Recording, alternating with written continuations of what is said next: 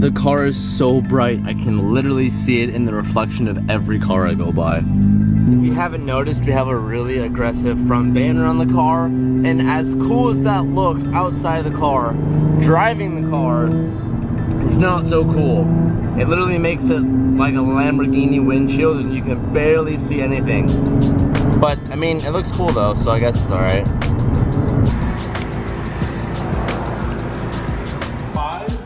0.10, you have 3.26 degrees of tow. That's why I pulled the ramps. Damn, that's crazy.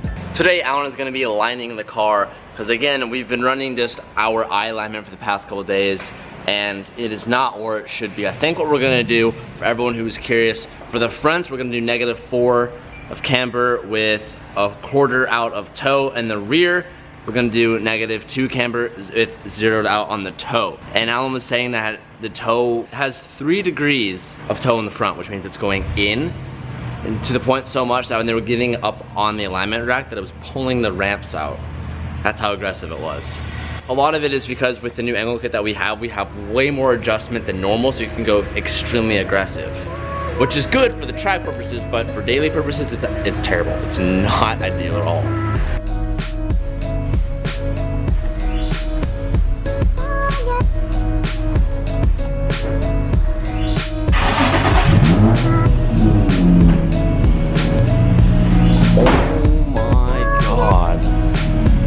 That's crazy bright.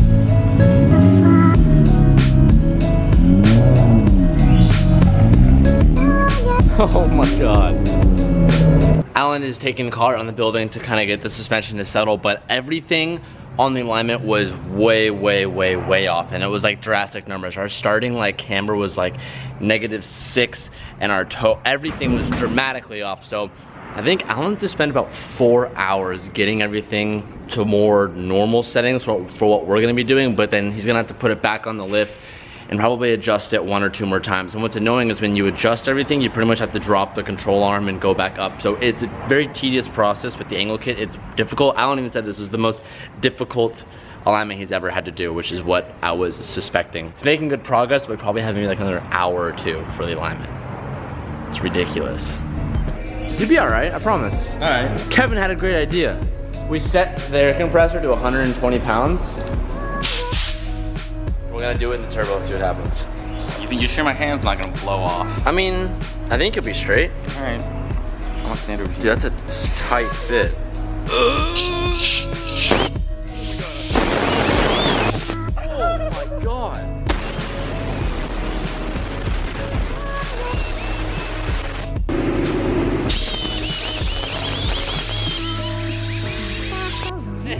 It still works. How does it not blow up?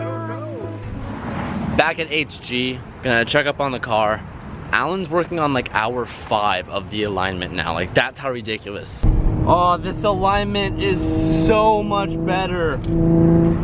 Oh, finally. Alan spent 5 hours. I'll link his Instagram right here. Alan is my boy. He nailed it, he killed it.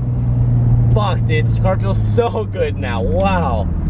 Fuck. It's like just full of bunkness that I have to clean up, and we need to make sure that we're not rubbing. And then also, I was gonna do riv nuts to keep the body kit on, but I don't have time to do that, and I don't have the hardware for it. So this is a bunk alternative, but it's a temporary alternative. I'm just gonna use self-tap screws, so we're gonna replace the kit. So we're gonna get rid of these Cleco clips and use self-taps. What are you pulling on, Kev? No, this came off, you were driving. Yeah, we need to take the wheels off and take the bumper off and pretty much just look at everything, because not good. So this was fastened with zip ties. Probably should take that off now. I started putting duct tape on it. And the reason why I did that is just for one, to kind of hold everything together, but I wanted to see where the tire was exactly rubbing. And you can see here that this tape is pretty much mangled and destroyed, which, like I said, tells me that it's rubbing. So we need to make sure, firstly, that all these wires are secure and protected. See how black it is right here? Okay, we need to be really careful here, because if we run through these wires, then our headlights stop working. And I know for certain this bar right here we were touching last time. We gotten that? So we might have to cut this, but we have a ground here for the headlights. Might have to relocate that somewhere else. It's easy. Or maybe we can like drill a hole. Or you can connect it. Yeah, it might be able to do it somewhere else. We need to take that out. Are you taking that one off too? Oh shit, you're just letting everything fly. Well, yeah, we're gonna rearrange everything. Oh man. So all of this needs to be hidden. So when we have the tire right here, it can pretty much hit this cap. And that is probably the worst place it could hit because that's the spot where we can't really move anything. So we need to find a way. I'm thinking, Kev, we could almost hide it up here. You can hide most of it in there, yeah. So we need to zip tie it accordingly and try to get it out of the way. Because when we have the 15 mil spacer, we'll have more negative room. So we can use this corner space. Just chuck it in? Yeah, we should almost we just chuck it in, mate, to the intake, mate. Just chuck it in the hub. I mean, technically that works. I mean, yeah, but it gets the job done. Clip it, clip it, clip it, clip it. It looks a little bit cleaner. And then the only thing we need to do is just tape this up and somehow find a way to make that safe. We're removing the Cleco clips now and replacing it with the self-tap screw. Now I'm gonna emphasize this one more time. This is kind of a temporary hold. This is like a one-time deal. Once you put this in, you take it out, you kind of sacrifice being able to put it back in and getting the same hold that you would as you put it in the first time. So what we're gonna do down the line, we're gonna put in like a self-rivet nut, and that is thicker than what this is. So I can still put this in and redo that later. So again, I don't recommend doing this, but it's a quick option. It keeps everything on, and I don't really care at this point. Like I want the kit to be done. So I'm gonna replace all the Clecos with this self-tapping screw. And it literally goes in pretty effortlessly because the way that the bit is designed, it just cuts through whatever it's being screwed against. Gotta be careful not to do what I just did and pull the wrap a little bit, but don't do that again. Lesson learned. I'm pretty sure some people are like, you made the car look this beautiful, yet you're gonna track it and fuck with it. I mean, one of the big things that I'm not gonna let disturb me is like this car getting screwed up. Because the reason why I liked having the wide body kit, which a bunch of people were asking me why would I do that on a car that's going on the track, is that so whenever I get in a, like if I ever go off track or I wreck a panel or whatnot, I can just take off this fender, replace it with a new one, and it's fixed. And so we're just gonna go with a different design each time. So it doesn't really matter if it gets screwed up. Obviously we want it to look nice, but at the end of the day, it's all gonna be okay.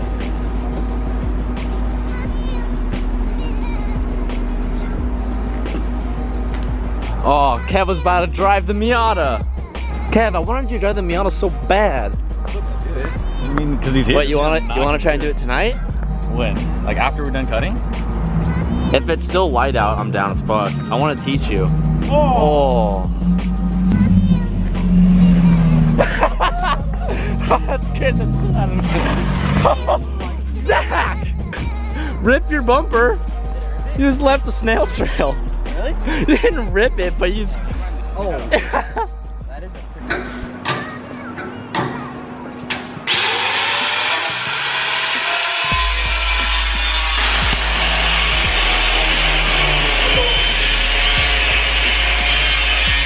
I didn't get it though. You didn't even hit it.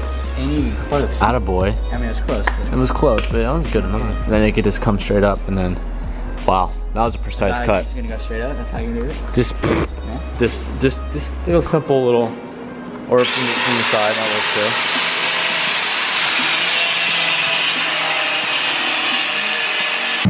too. It gets fucking close. Oh, it literally. Oh, it's rubbing all right now. Yeah, we gotta raise it. I think if you raise it, that should fix it. Yeah, if you raise it, it'll be better. Because obviously, I think your front's way lower than mine. Oh, you can even see your car. Up it goes. Oh my. It's done, boys. We've done it. We now have the running spacers all ready to go. She's done. Let's go. We rub a little bit in the front, but it should be okay. We ended up raising the front up by like 1.5 inches, and that solved all issues. I am dead tired. There is a show tomorrow at my old school that we're gonna go to and hang out at, so that's why I wanted to get this done. And then Sunday is AutoCon, of course. Again, this is the last day you're gonna hear me announce it because at this point it's too late. AutoCon this Sunday, LA, the 26th, bros, come out, say what's up. I wanna hang out with you, it's just gonna be a good time. Dude, Zach, again, always coming in clutch, always helping me, so huge shout out to Zach. I promise you, we're gonna ease off the 350 a little bit. I know we've been going non-stop 350, but it's because we've been building it, and now it's done. Fuck, it looks good. Thank you so much for watching, bros. I will see you tomorrow. Peace out, and keep moving forward. I'm feeling Gotta do it for the video. Gotta do it for the video. Alright, Calvin, imagine I'm Emily. Hi, babe. Hey, Colin. Hey, oh God, I was kidding, man. I was kidding. There is no sippy action going on in this car. If you made it this far in the video, I want to have a talk, just you and I. I haven't done this in a long time, and I want to. And I normally feel like the way I'm feeling right now when it's just me alone in the shop, which is usually my favorite time at the shop. It's a time for me to reflect and kind of get a grasp and slow down and kind of observe what's going on. So much has happened, like, in such short amount of time. And I was talking to one of my good friends the other day, and they were saying that I don't think he realized in 2 years' time how much has changed. And at first I was like, nah, like, that's not much change at all. Like, I'm still doing me, whatever. But after we had the conversation, I kind of sat on that and I started thinking about it a little bit. And it's crazy how much happens when you don't focus on seeing results every single day. And what I mean by that is so many people come up to me and they pitch this idea or this dream that they want to go for. They tell me they're not seeing the results that they want to see. And the first question is I say, well, how long have you been going for whatever it is you're going for? And most times it's 2-3 weeks, a month, tops. And I'm not speaking as from a higher point, like I know what the fuck I'm talking about, but I'm just speaking from the experiences that I have had, from starting multiple companies to even just making videos and making it a career. I'm gonna talk about this in a future video. I haven't gotten there yet, but I'm gonna discuss school and all that stuff and what I chose to do. But this is what I wanna say. Don't every day focus on looking for results. You usually succeed the most when you're doing something that is your absolute true passion. What I mean by that is you're just doing it because it's what you wanna be doing with your life. It's the one thing that always brings you joy, that kind of gets your head out of the gutter. And when that is true, when what you're doing is that state of mind, you're not caring about results. You're not caring about how fast you're going. You're not caring about how successful you're becoming. All you're caring about is that you are truly happy, and that's all that matters. Money doesn't mean shit. Money gets you things, but happiness isn't from this. Happiness is from